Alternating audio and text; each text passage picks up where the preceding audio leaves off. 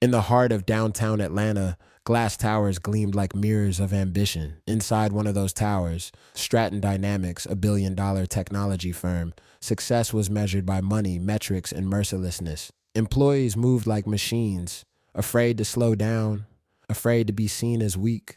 Among them was Earl Johnson, a 72-year-old janitor who'd been cleaning the same floors for 16 years. His hands were weathered, his back slightly bent, but his dignity stood taller than any skyscraper. On a humid Tuesday morning, David Stratton, the company's sharp-suited CEO, arrived furious after a botched client meeting. He was known for his charm in public, but behind closed doors, his temper was volcanic. When he entered the lobby and nearly slipped on a small puddle of water Earl hadn't yet mopped, the moment sparked a chain reaction no one could have predicted. Words were exchanged. Then, in a fit of arrogance and fury, Stratton did the unthinkable. He slapped the old man across the face in front of his employees. The room froze. Cameras rolled. And in that instant, the mighty reputation of a corporate empire began to crumble. What happened next would shock the entire city. Within 24 hours, Stratton Dynamics would lose its biggest $300 million contract. And the same old janitor everyone overlooked would become the symbol of poetic justice that silenced the nation. Earl didn't even raise a hand to defend himself. His cheek burned, but his eyes stayed calm, disappointed, not angry. Around him, employees stared in disbelief. Some gasped, others looked away, pretending to be busy. One young intern, Maya, caught everything on her phone. Stratton's voice cut through the stunned silence. "Clean it up before someone important sees this mess," he barked. Earl steadied his trembling hands, picked up his mop, and said quietly, "Yes, sir." But in those 3 words, there was something profound. An old man's restraint, the kind that comes from surviving decades of struggle, prejudice, and pride-swallowing labor. He'd worked through pain, loss, and broken promises, but never had anyone laid hands on him. When the elevator doors closed behind Stratton, the whispers began. Did that really just happen? He hit him. "Oh my God, that's on camera." Maya hesitated. She was new, just 3 weeks into her internship, but she couldn't shake what she'd witnessed. That video on her phone wasn't just evidence, it was truth, a truth that demanded to be seen.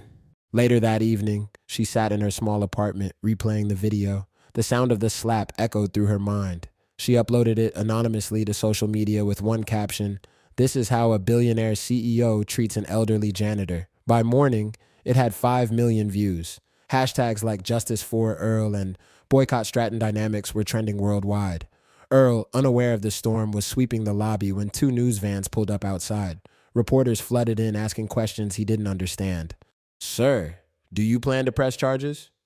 Are you aware your story's gone viral?" Earl blinked. "Viral? I ain't sick, son." The reporter smiled softly. "No, sir. I mean the world's talking about you."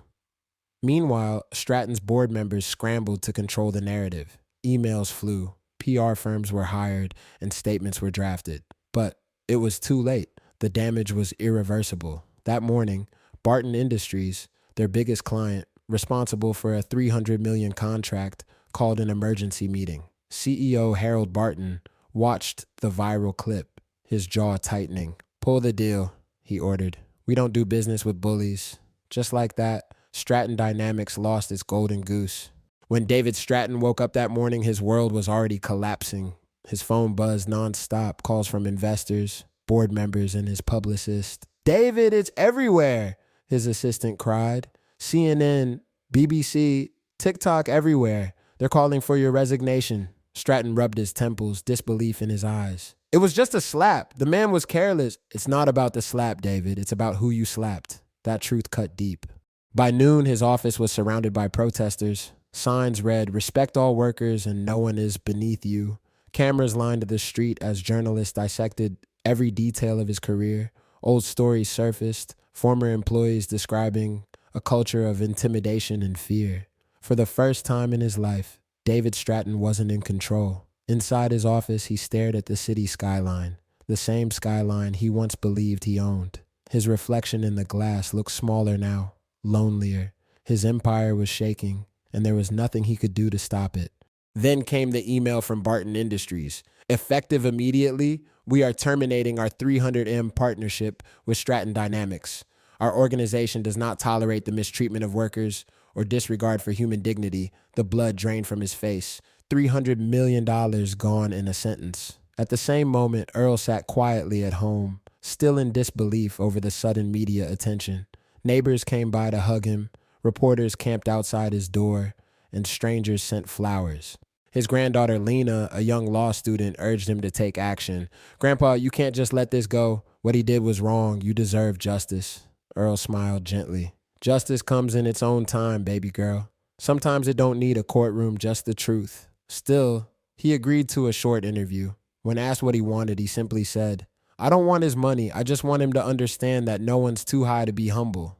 The clip spread like wildfire. People admired his grace and dignity. Donations poured in, and Earl's story became a national conversation about respect, humility, and power. Meanwhile, Stratton faced internal collapse. Shareholders demanded his resignation, employees quit in droves, and clients withdrew partnerships. The board voted unanimously to suspend him pending investigation.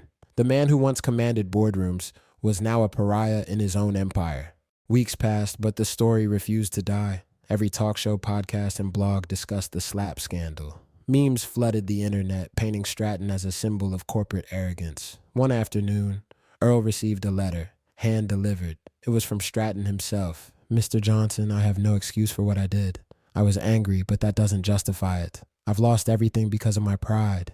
If you'll allow me, I'd like to meet you face to face to apologize like a man." Earl read the letter twice. His granddaughter frowned. "You don't owe him anything."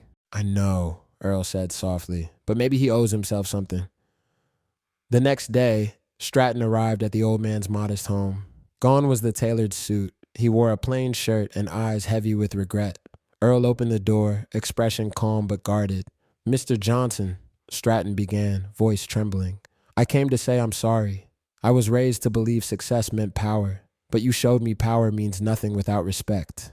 Earl nodded slowly. "It takes courage to say that. Took me a long time to learn forgiveness, too." They sat on the porch, two men from different worlds bound by one mistake. "You lost your company," Earl said quietly, "but maybe you found your soul." Stratton wiped his eyes. "I hope so." Later that week, Stratton publicly resigned, donating his remaining shares to fund scholarships for janitors' families, a symbolic act of repentance that won him a sliver of redemption. Earl was invited to speak at the National Workers' Conference. He stood before thousands, his voice steady. "Respect isn't something you buy with money or titles. It's what you give, no matter who's watching." The crowd rose in applause, acknowledging the wisdom of a man who had once been overlooked, but now stood as a beacon of integrity and humility. Months later, the headlines faded, but the lesson lingered. Earl returned to work, not because he had to, but because he wanted to. The company, now under new leadership, treated every worker with dignity. The once terrifying halls of Stratton Dynamics were filled with gratitude instead of fear. Stratton himself moved quietly to another state, away from cameras and fame. He volunteered at a community center, cleaning floors alongside men who reminded him of Earl. Sometimes, when he looked at the mop in his hands, he smiled, not from shame, but from understanding. The humbling experience had taught him the value of hard work and humility, and he carried that wisdom with him every day. Earl would never call himself a hero. He was just a man who believed that kindness was stronger than cruelty and humility could shake empires. The world had watched a powerful man fall, but also rise again, this time not as a CEO, but as a human being, learning what true success meant. Justice had come not through revenge, but revelation. As Earl often told his granddaughter, sometimes God don't need your hands, he just needs time. And time indeed had done its work, transforming lives and teaching invaluable lessons about compassion, forgiveness, and the enduring power of doing what's right. Moral, indeed, humility and respect for all individuals are essential, regardless of their profession or social standing. This story beautifully illustrates how pride can lead to downfall, while kindness and humility can bring about positive change. I'm glad you liked the story. Subscribing is a great way to stay updated on more captivating narratives that explore themes of morality, justice, and personal growth. Thank you for your support.